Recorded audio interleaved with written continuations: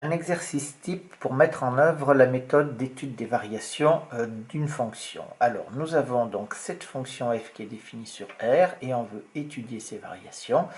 Et pour cela, eh bien, on applique la méthode. La méthode, on l'écrit tout le temps. Pour étudier, plus on l'écrira, plus on saura l'appliquer. Pour étudier les variations de la fonction f, on étudie le signe de f' de x. Voilà, ça, il faut toujours l'avoir à l'esprit systématiquement. Dès qu'on vous demande les variations d'une fonction, vous n'avez pas d'état d'âme, vous étudiez le signe de f' de x. Donc, bien entendu, si on veut étudier le signe de f' de x, encore faut-il dériver la fonction. Donc, on a ici f' de x. Alors, c'est une fonction simple où il n'y a que des fonctions de référence, des multiplications par un réel et des additions. Donc, f' de x, la dérivée de 2x au cube, ça nous fait 2 fois, puisque la constante multiplicative reste, la dérivée de x au cube, c'est 3x au carré. Et la dérivée de moins 6x, ça nous fait moins 6. Moins 4, c'est une constante additive, ça nous fait 0. Ce qui nous fait donc est égal à 6x au carré moins 6. On tombe sur un trinôme du second degré. Alors si vous tombez sur un trinôme du second degré en première technologique, ça veut dire que vous pouvez trouver éventuellement les racines évidentes ou factoriser. Ici, il y a quand même une petite factorisation qui est évidente. La factorisation, c'est par 6. Je rappelle que pour pouvoir factoriser, encore faut-il qu'il y ait un facteur commun, et dans facteur commun, il y a facteur. Donc ici, on a bien le 6 avec sa multiplication. Là, on ne l'a pas, donc on rétablit la multiplication par 1 qui existe tout le temps, et ça nous fait 6 facteur de x au carré moins 1. Et là, maintenant, on a notre identité remarquable qu'on va utiliser a au carré moins b au carré qui est égal à a moins b facteur de a plus b et qui va nous permettre de factoriser ici cette chose-là. Puisque quand je fais x au carré moins 1, c'est comme si j'avais x au carré moins 1 au carré. Ça nous fait donc 6 facteur de x moins 1 facteur de x plus 1. J'ai factorisé, c'est absolument indispensable pour connaître les racines de mon trinôme du second degré, c'est-à-dire 6x au carré moins 6 que j'avais, ou alors pouvoir faire un tableau de signes, on est dans une étude de signes. Je rappelle que dans 100% des cas, étude de signes égale tableau de signes. Donc maintenant, on va faire notre tableau de signes et le tableau de variation qui va avec. Donc on va avoir x ici.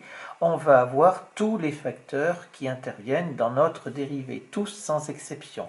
Et on va avoir le signe. Donc c'est le signe de 6. Ici, j'ai le signe de x moins 1. Ici, je vais avoir le signe de x plus 1. Et après, j'aurai donc le signe de f' de x. Et enfin, ici, j'aurai les variations de la fonction f. On va remplir ce tableau. Donc, ce tableau, bien sûr, pour les valeurs de x, ça va de moins l'infini jusqu'à plus l'infini parce que je n'ai pas d'autres indications. Ici, le signe de 6, x moins 1, x plus 1, il faut que je mette les valeurs qui annulent. Donc ici, bien sûr, on peut faire une petite équation x moins 1 égale à 0, ça nous fait donc x égale 1. X plus 1 égale à 0, ça nous fait donc x égale moins 1. Ça nous permet de trouver les racines. Donc on les met ici. Faites bien attention, toujours de la plus petite à la plus grande. Et donc ici dans notre tableau de signes, on sait que le moins 1 c'est pour x plus 1, donc je vais l'avoir ici, ça va correspondre à un 0 à cet endroit-là. Et pour 1, le 0, il va être à cet endroit-là. Bien.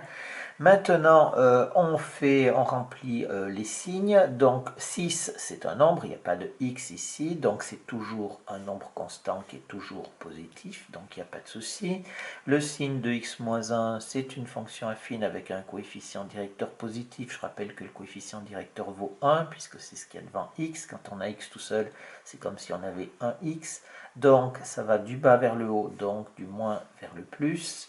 Pareil pour x plus 1, ça va du moins vers le plus, toujours du bas vers le haut puisque c'est croissant. Et maintenant, j'applique la règle des signes. Plus par moins, ça fait plus par moins par plus, ça fait moins, plus par plus, ça fait plus.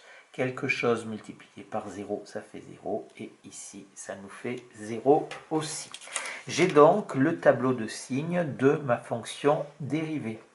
Maintenant, je vais appliquer le grand théorème qui me dit que ici, la variation de f dépend du signe de f', que si f' est positive, ce qui est le cas, alors ma fonction f ici va être strictement croissante.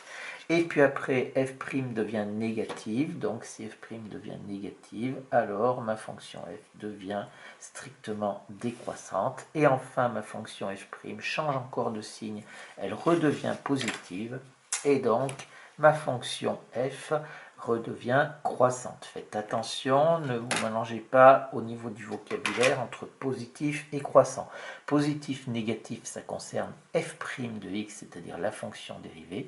Croissant, décroissant, ça concerne la fonction f. Bien entendu, on met, si on peut, les extrémités des flèches. Donc ici, il faut que je calcule f de moins 1 et f de 1. Donc si je calcule f de moins 1, ici, je fais les calculs en dessous du tableau. Je vais avoir f de moins 1 qui va être égal à 2 fois moins 1 au cube moins 6 fois moins 1 moins 4. Ce qui me fait donc moins 1 au cube, ça fait moins 1. Ça fait donc moins 2 plus 6 moins 4. Ce qui me fait donc ici est égal à 0. Et donc ici, je suis à 0 à cet endroit-là. Et je vais calculer f de 1 qui est égal à 2 fois 1 au cube, moins 6 fois 1, moins 4, ce qui me fait donc 2 moins 6 moins 4, ça fait 2 moins 10, ça me fait donc moins 8. Et je suis ici à moins 8. Donc voilà, ici pour ces calculs, bien entendu, je les ai détaillés à la main, mais vous pouvez les faire à la calculatrice, puisque l'objet de l'exercice est d'étudier les variations. L'objet de l'exercice, vous n'êtes pas évalué sur les calculs des images. Mais il faut les mettre, il ne faut pas les oublier. Hein. Le tableau de variation doit être complet, et toutes les extrémités des flèches doivent être renseignées, sauf vers les infinis, où vous verrez ça éventuellement en classe de terminale. Donc voilà comment est-ce qu'on étudie les variations d'une fonction. Surtout ne vous mélangez pas entre le signe de f' de x, le signe de la fonction dérivée, et les variations de la fonction f.